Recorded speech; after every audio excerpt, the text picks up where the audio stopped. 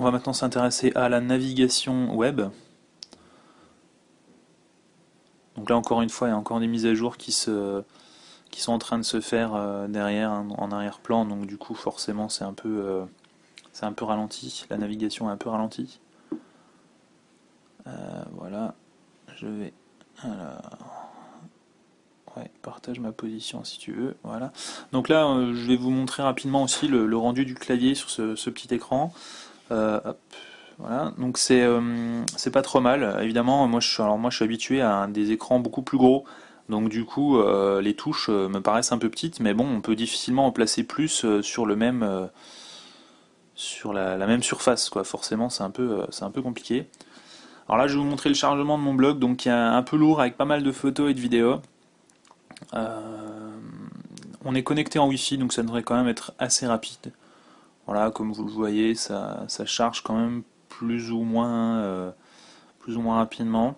On a déjà un premier contenu, voilà, et là c'est terminé.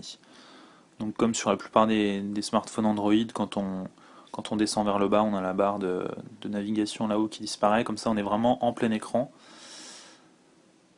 Voilà, donc là on peut défiler de cette façon. Et petite précision, en fait, les smartphones HTC désactivent par défaut Flash Player, donc les derniers sur la dernière version.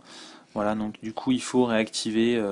Flash Player est installé par défaut, mais par contre il est désactivé par défaut. Donc bon voilà, c'est un détail.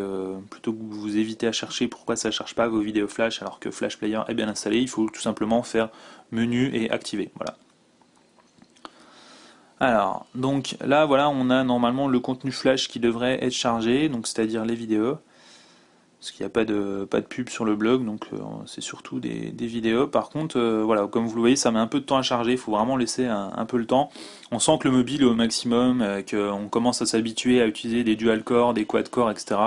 Et que du coup, ben voilà, quand on retombe sur un matériel un peu moins performant, forcément, c'est un peu, on le sent quoi. On le sent.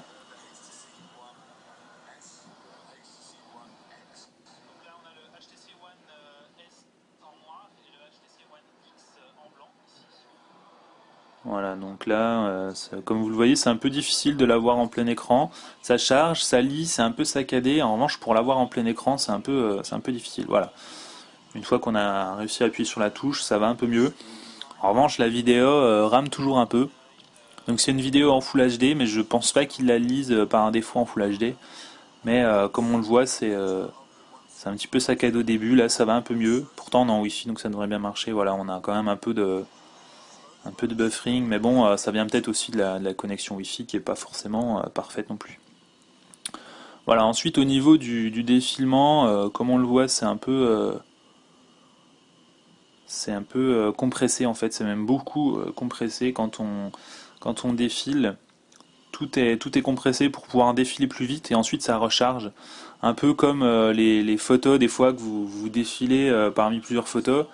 Et en fait, au bout d'un moment, on gagne en précision, on gagne en pixels tout simplement parce que ça compressait et voilà. Donc là, je vois qu'il lit encore la vidéo, donc je vais recharger la page pour arrêter la lecture de la vidéo, pour vous montrer vraiment le défilement classique en fait du site. Mais c'est vrai qu'on a parfois quelques petits soucis de fluidité quand même sur ce mobile. On sent que HTC a voulu mettre de l'ice cream sandwich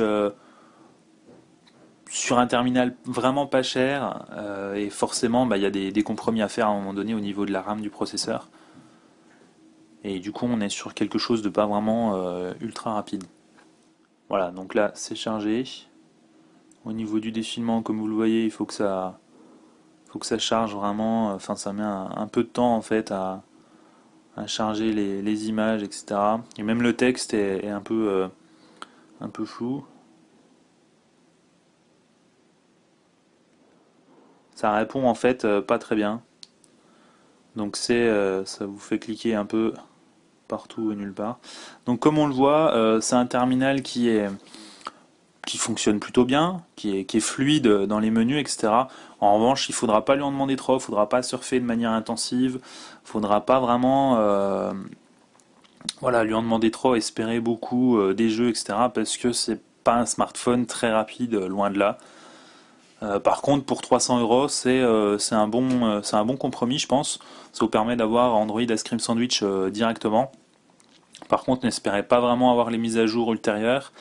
Et franchement, on peut pas dire que ce soit une bête de course si vous surfez beaucoup, etc. Essayez plutôt le One S qui est clairement plus puissant. Et voilà, donc j'ai fait quelques vidéos sur ma chaîne YouTube, donc je vous invite à consulter ça si vous êtes intéressé par le One S ou encore mieux le One X, mais là c'est carrément un autre prix.